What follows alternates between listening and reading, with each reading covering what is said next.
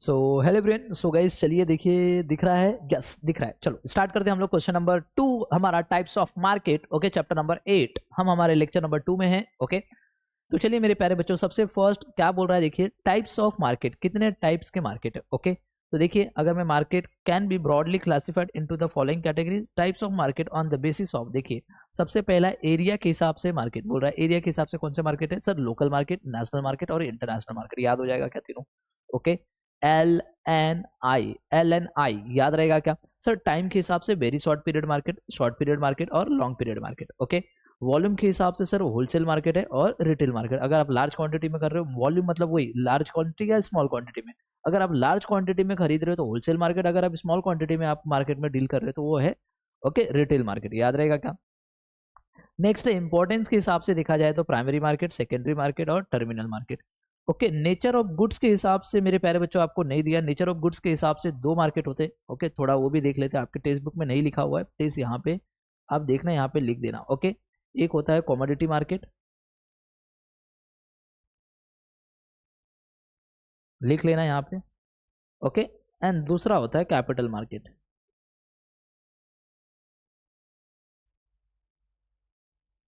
थोड़ा ध्यान देना, ये दो चीजें आपको लिखनी है, कैपिटल मार्केट और कमोडिटी मार्केट। ओके ये नेचर ऑफ गुड्स के हिसाब से होता है। रेगुलेशन के हिसाब से मेरे प्यारे बच्चों, regulated market, unregulated market, competition के हिसाब से परफेक्ट और इम्परफेक्ट। याद रहेगा प्लीज, ये एक बार देख लेना, पूरे के पूरे इंपॉर्टेंट है, आ सकता है 8 नंबर के लिए क्वेश्चन बन सकता है यहाँ से। ओके तो चलिए सबसे पहला टाइप्स के बारे में पढ़ते हैं। देखिए यहाँ पे सबसे पहला on the basis of area. Area के हिसाब से कितने मार्केट है? तो सर एरिया के हिसाब से तो 3 मार्केट है, लोकल मार्केट, नेशनल मार्केट और इंटरनेशनल मार्केट। चलिए देखिए बोल रहा है यहाँ पे सबसे पहला दिया है on the basis of area. दिख रहा है? एक मिनट, हाँ ऊपर दिख रहा है। चलो ओके दिख रहा है ना आप लोगों को? ओके चलो सबसे फर्स्ट है लोकल मार्केट। क्या होता है ध्यान से देखते हैं। The market for commodity which are sold within the local geographical limit of region is known as the local market. Yes आप एक पर्टिकुलर रीजन तक ही आप सेल कर पा रहे हो गुड्स को, मतलब बनता भी यहीं पे और सेल भी यहीं पे कर रहे हो। ओके जैसे सपोज मुंबई में आपने गुड्स को प्रोड्यूस किया और मुंबई में गुड्स को सोल्ड कर दिया, तो ये जो पर्टिकुलर एरिया में आपने ओके मार्केट किया है, इसे बोलते हैं हम लोग लोकल मार्केट। हम मुंबई के बाहर नहीं गए, मुंबई के अंदर ही, ये लोकल मार्केट कहलाएगा। मुंबई का सामान मुंबई में बेचा, ये लोकल मार्केट। याद रहेगा। अब नेशनल मार्केट क्या बोल रहा है? The market for a commodity. Yes आपके जो प्रोडक्ट है, जो कमोडिटी, उसकी मार्केट जो है okay which are sold within the country is known as national market. Yes इसे नेशनल, मतलब आपने जो गुड्स को प्रोड्यूस किया, सपोज वो मुंबई में प्रोड्यूस किया, बट उसकी डिमांड जो है ना वो ऑल ओवर इंडिया है, कहीं पे भी, मतलब इंडिया के किसी भी कोने से लोग खरीद रहे हैं आपके प्रोडक्ट को। तो ये जो मार्केट कहलाएगा, ये कहलाएगा नेशनल मार्केट, मतलब कि प्रोडक्ट की डिमांड पूरे इंडिया में, पूरे इंडिया में कहीं पे भी हो रही है। समझ में आ गया क्या? उसका प्रोडक्शन अगर सपोज मान के चलो मुंबई में, बट उसका कंजम्पशन यूपी में है, तो ये कौन सा मार्केट कहलाएगा? ये नेशनल मार्केट कहलाएगा। समझ में आ गया? यहाँ पे वही बोला है, the market for commodity which are sold within the country is known as national market. अब इंटरनेशनल मार्केट क्या? ओके बोल रहा है the market for the commodity which are produce in the one country and sold in another country is known as the international market. Yes एक country में उसका production हुआ है और उसका जो कंजम्पशन वो किसी दूसरे कंट्री में हो रहा है, तो ये जो मार्केट कहलाएगा ये इंटरनेशनल मार्केट कहलाएगा। समझ में आ गया क्या? ओके क्या ये बात सबको समझ में आ? सर हम लोग को जल्दी जल्दी याद नहीं होता, कोई आइडिया बताओ, कोई ट्रिक बताओ जो कमजोर बच्चे उनके लिए। ओके जो तो स्कॉलर भैया हो तो अपने मन से भी ठोक देंगे, पूरे के पूरे पॉइंट मिल जाते हैं यहाँ पे मार्क्स। तो देखिए market for the commodities, market for the commodities, market for the commodity which are sold, which are sold, which are sold, यहाँ पे दिख रहा है, यहाँ तक सेम है। विद इन द दिख रहा है यहाँ पे खाली आपको लिखना लोकल जोग्राफिकल लिमिट्स और यहाँ पे लिखना कंट्री, बस यहाँ पे इतना आपको याद रखना, यहाँ पे इतना आपको याद रखना, बाकी यहाँ पे नेशनल लगा देना, नेशनल वाला नाम है, यहाँ पे लोकल लगा लेना यहाँ पे। और यहाँ पे देखना मेरे प्यारे जो produce in one country and sold in another country, बस इतना तो सेम ही है खाली। ओके तो याद होना चाहिए, चीज़ों को कॉमन करके पढ़ो, एक ही चीज़ को पढ़ो जो कॉमन लग रहा है उसको एक ही बार पढ़ो, तो तीनों जगह पे काम हो गया।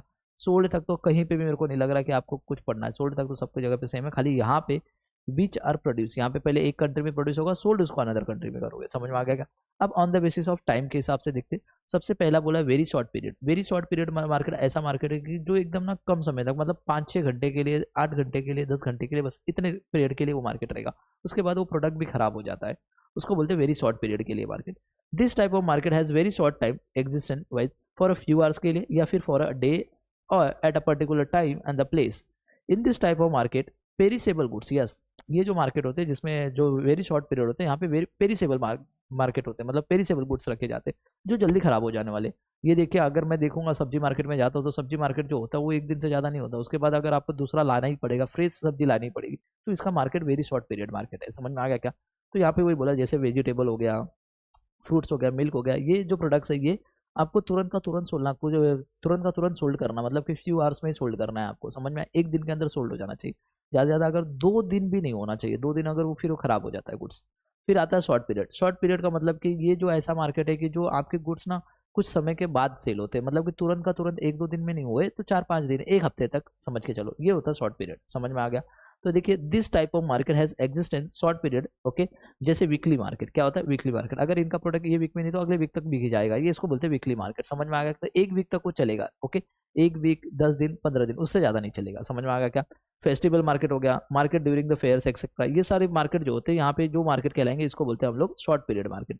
एक पर्टिकुलर पीरियड मतलब 1 वीक तक जो मार्केट किया जाता है उसे बोलते हैं हम लोग okay short period market. Okay, perishable और सेमी ड्यूरेबल गुड्स यहाँ पे रखे जाते हैं, बेचे जाते हैं यहाँ पे। ओके, पेरिसेबल भी आते हैं और सेमी ड्यूरेबल गुड्स भी आते हैं।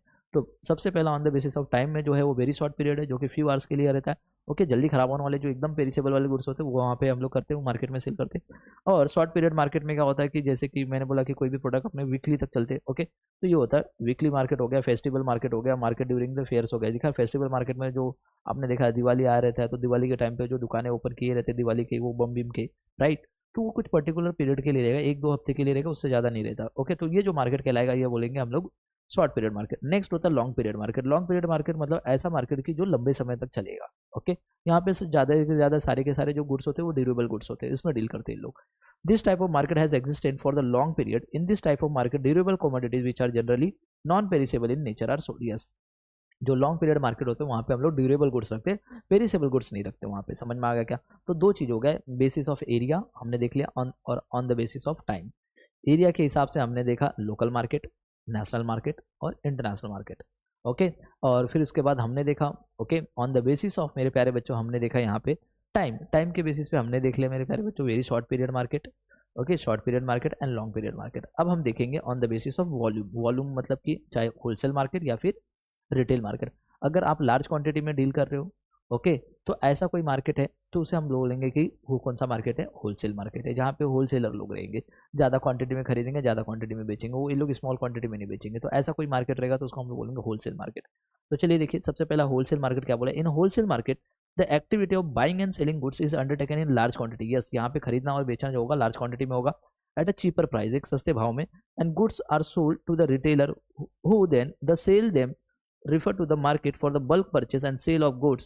In a such market, seller are known as the wholesaler and the buyer are known as the retailer. Yes, यहाँ पे हम लोग क्या करते हैं, जो होलसेलर होता है वो बल्क में खरीदता है। ओके, समझ में आ गया क्या? यहाँ पे क्या करता है होलसेलर, क्या करता है बल्क में खरीदता है। बोल रहा है इन सच मार्केट सेलर जो होता है ओके आर नोन एज, उसको होलसेलर बोलते हैं, और जो बायर होता है उसको हम लोग रिटेलर बोलते हैं। समझ में आ गया क्या?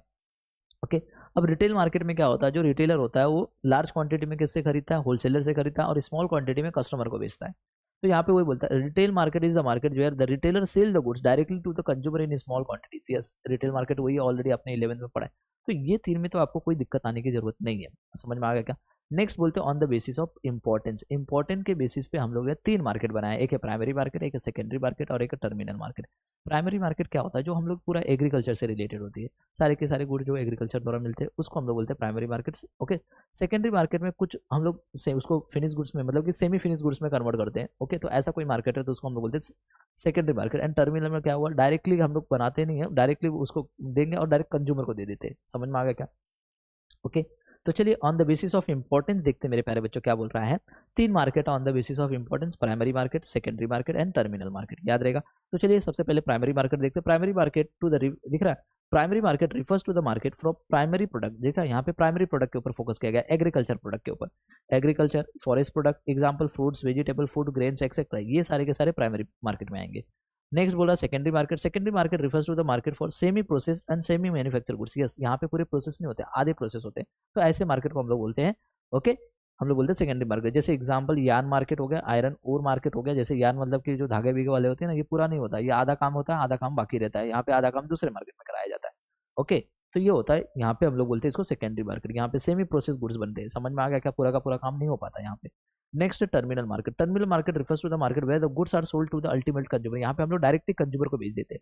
ओके, समझ में आया। यहाँ पे हम लोग डायरेक्टली क्या करते हैं, कंज्यूमर को बेच देते हैं। तो ये जो मार्केट होता है इसको बोलते हैं हम लोग टर्मिनल मार्केट। समझ में आया। प्राइमरी में एग्रीकल्चर, सेकेंडरी में हम लोग आधा गुड्स बनाते हैं सेमी प्रोसेस, या फिर हम लोग ने बोला कि सेमी मैन्युफैक्चर गुड्स होते हैं जैसे यार्न प्रोडक्ट या फिर आयरन प्रोडक्ट। ओके, टर्मिनल में क्या हो गया कि हम लोग डायरेक्ट क्या करते हैं, गुड्स खरीदते हैं और डायरेक्ट किसको दे देते हैं, बेच देते हैं कंज्यूमर को, अल्टीमेट कंज्यूमर को पहुंच जाता है।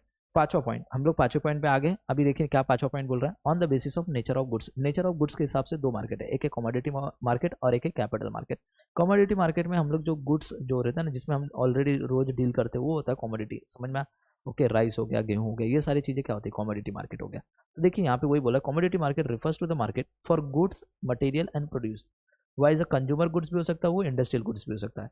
ओके, अगर मैं कैपिटल मार्केट की बात करूँ तो it is a market. Yes, ये एक मार्केट तो है, बट यहाँ पे क्या किया जाता है, शेयर्स हो गए, डिवेंचर्स हो गए, बॉन्ड्स हो गए, डिपॉजिट्स हो गए, सिक्योरिटीज हो गए, इसमें डील किया जाता है। तो यहाँ पे वही बोला, boring and lending long term capital required by the business enterprises the financial asset deal. इसमें किसमें डील करते हैं, फाइनेंशियल असेट में डील करते हैं। विद इन द, दिख रहा है, within capital market have a long और indefinite maturity period. Okay, long के लिए भी रहेगा और इंडेफिनिट मैच्योरिटी पीरियड रहता है। तो ये होता है कैपिटल मार्केट। नेक्स्ट बोलता है on the basis of regulation. देखिए रेगुलेशन के हिसाब से ना मेरे प्यारे बच्चों, दो मार्केट है, एक रेगुलेशन मार्केट है, ओके, रेगुलेटेड मार्केट है, और एक अनरेगुलेटेड। रेगुलेटेड मार्केट में ना कुछ इनको ये रूल्स एंड रेगुलेशन फॉलो करना पड़ते हैं, और अनरेगुलेटेड मार्केट में ना रूल्स एंड रेगुलेशन नहीं रहते, वो कस्टमर के डिमांड एंड सप्लाई के फोर्स से वो मार्केट चलता है। समझ में आ गया। तो देखिए यहाँ पे क्या बोला, रेगुलेटेड मार्केट में, regulated market refers to the market. Yes, regulated market refers to the market regulated by the strategic provision of the country. Yes, हमारे जो रूल्स एंड रेगुलेशन उनको फॉलो करना पड़ेंगे इनको, जैसे हो गया commodity exchange, stock exchange, foreign exchange. Yes, इनके रूल्स एंड रेगुलेशन मतलब कि इनको कंट्री के जो रूल्स एंड रेगुलेशन उनको फॉलो करना पड़ेंगे, उसके हिसाब से ये चलेंगे, जैसा वो बोलेंगे वैसा ये काम करेंगे। समझ में आ गया। नेक्स्ट है अनरेगुलेटेड या फिर फ्री मार्केट बोलते हैं। It is a refers to the market which are not control by any specific regulation. यहाँ पे कोई रूल्स एंड रेगुलेशन नहीं है, ये किसके ऊपर डिपेंड होता है, कैसे ऑपरेट किया जाता है, सिर्फ according to the forces of demand and supply आपकी। ओके, इसको बोलते हैं हम लोग अनरेगुलेटेड मार्केट। ऑब्जेक्टिव टाइप के क्वेश्चन में आ सकता है, बताइए ऐसा कौन सा मार्केट है जो कस्टमर के डिमांड एंड सप्लाई के फोर्सेस से ऑपरेट किया जाता है, तो उसको बोलते हैं हम लोग अनरेगुलेटेड मार्केट। समझ में आ गया क्या। नेक्स्ट बोल रहा है on the basis of competition. Competition के हिसाब से देखिए मेरे प्यारे बच्चों, एक परफेक्ट मार्केट है और एक इम्परफेक्ट मार्केट। ओके, तो चलिए देखिए कंपटीशन के हिसाब से सबसे पहला परफेक्ट मार्केट क्या होता है वो पढ़ लेंगे हम लोग। Perfect market is the market. Yes, perfect market वो मार्केट है जहां पे लार्ज नंबर ऑफ बायर होंगे and large number of seller होंगे। ये बाय भी करेंगे, सेल भी करेंगे, मगर जो होमोजीनियस प्रोडक्ट में डील होता है। समझ में। परफेक्ट मतलब कि सारे जितने भी दुकानदार है, ओके, जितने भी दुकानदार है मतलब जितने भी सेलर है, सारे के सारे सेलर के पास जो गुड्स होगा वो होमोजीनियस होगा, मतलब एक समान होगा, एक क्वालिटी का होगा, चेंजेस नहीं होगा। समझ में आ गया क्या। तो यहाँ पे परफेक्ट कॉम्पिटिशन होता है। समझ में। These buyer and seller have a perfect knowledge. Yes, ये बायर को भी और सेलर को दोनों को परफेक्ट नॉलेज होता है कि भैया इनके इधर भी वो प्रोडक्ट का रेट वही रहेगा, इधर भी वही रहेगा, 5-10 रुपए का फर्क रहेगा, बस उससे ज्यादा फर्क नहीं दिखाई देगा प्रोडक्ट के अंदर। Okay, about the knowledge of the market and the condition and therefore one single price prevails in the market. Yes, एक ही सिंगल प्राइस पूरे मार्केट में चलेगा। समझ में। आप बढ़ा के बेच नहीं सकते, बायर को भी पता है, सेलर को भी पता है, क्यों इस मेरे पास भी वही प्रोडक्ट है, बाजू वाले के भी पास भी वही प्रोडक्ट है, उसके पास भी वही प्रोडक्ट है, तो हम तीनों में से किधर भी वो ले सकता है, तीनों के प्राइस सेम रहेंगे। समझ में आ गया क्या। नेक्स्ट है इम्परफेक्ट मार्केट। थोड़ा ध्यान देना, यहाँ पे ना मार्केट की जो कंडीशन रहती है वो बायर को भी उतना पता नहीं होता उस प्रोडक्ट के बारे में, ना सेलर को उतना पता रहता है। तो यहाँ पे ना थोड़ा मैले एडजस्टमेंट हो जाता है। मैले एडजस्टमेंट का मतलब होता है मेरे प्यारे बच्चों, ऊपर नीचे हो जाएगा डिमांड एंड सप्लाई में भी। समझ में आ गया क्या। तो देखिए यहाँ पे बोला imperfect market refers to a market situation which is characterized by the market imperfection such as a single seller and maladjustment in the demand and supply, imperfect knowledge on the part of buyer and seller। दिखा। Okay, मतलब कि यहाँ पे मैंने बोला seller को भी उतना नॉलेज नहीं रहेगा उस प्रोडक्ट का भाव क्या है, कैसा रखना है, क्या रखना है, कहीं ज्यादा तो नहीं रख दिया, कहीं कम नहीं, उतना परफेक्ट नहीं पता होता, ना ही बायर को पता होता है। समझ में। तो इसको बोलते हैं इम्परफेक्ट ओके मार्केट। अब देखिए imperfect market are further divided into the following market. Okay, जैसे कि मोनोपोली हो गया, डिओपोली हो गया, ओलिगोपोली हो गया एंड मोनोपोली हो गया।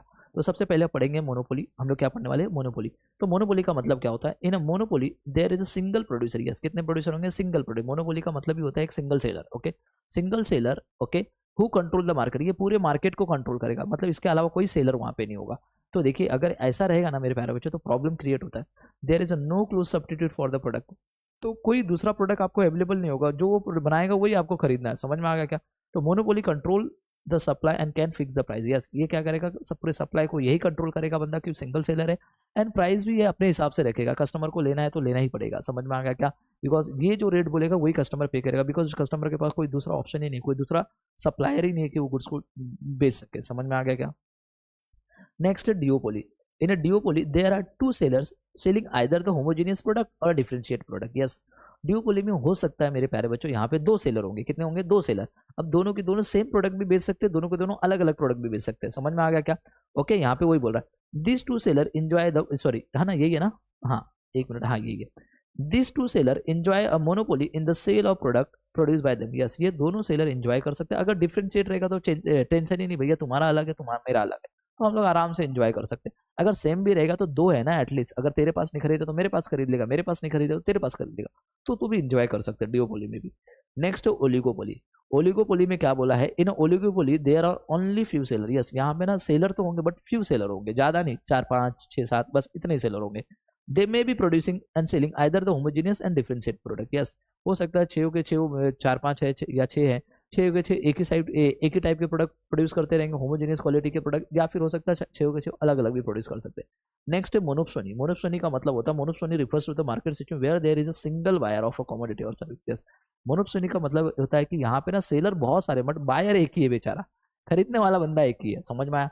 तो गाइस इसी के साथ हमारा पूरा का पूरा ये कंसेप्ट क्लियर हो गया टाइप्स ऑफ मार्केट। सबसे पहले हमने पढ़ा on the basis of area, area के हिसाब से पढ़ा local market, national market, international market. उसके बाद हमने पढ़ा on the basis of time, very short period market and long period market. उसके बाद on the basis of volume पढ़ा हमने wholesale market and retail market. उसके बाद हमने पढ़ा मेरे प्यारे बच्चों on the basis of importance primary market, secondary market and terminal market. फिर हमने पढ़ा on the basis of nature of goods, commodity market and capital market. उसके बाद हमने पढ़ा on the basis of regulation, हमने पढ़ा रेगुलेटेड मार्केट, अनरेगुलेटेड मार्केट। उसके बाद हमने पढ़ा on the basis of competition, perfect competition and okay imperfect competition. Imperfect competition में हमने 4 पढ़ा, monopoly, डिओपोली, okay oligopoly and monopoly. So guys इसी के साथ ये पूरा का पूरा क्वेश्चन हमारा खत्म होता है। नेक्स्ट लेक्चर में हम ट्राई करेंगे फंक्शंस ऑफ मार्केटिंग। सो मिलते हैं नेक्स्ट लेक्चर में। Bye bye and take care everyone.